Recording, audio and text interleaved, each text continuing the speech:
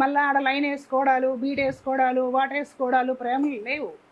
నీ కాలేజీలోనో నీ స్కూల్లోనో నీతో పాటు చదువుతున్న ఒక అమ్మాయి అయినా అబ్బాయి అయినా నీకు తోబుట్టులు అంటారు. ఇద్దరు కలిసి చదువుకుంటారు, ఉన్నది కలిసి తింటారు, ఏదైనా బాధలు ఉంటే కలిసి చెప్పుకుంటారు.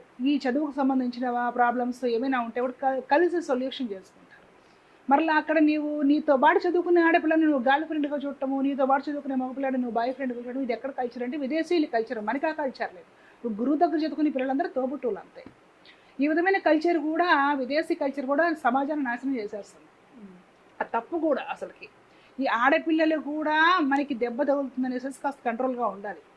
మగవాళ్ళు కూడా కాస్త నేర్చుకోవాలి, జాగ్రత్తలు నేర్చుకోవాలి. మనకి ఆడపిల్లల జోలికి వెళ్ళక కూడా తప్పు. మా అమ్మ, మా చెల్లెలు, మా అక్క ఎలాంటి వాళ్ళు అలాంటి వాళ్ళే అనే ఒక బుద్ధి మగవాడికి రావాలి.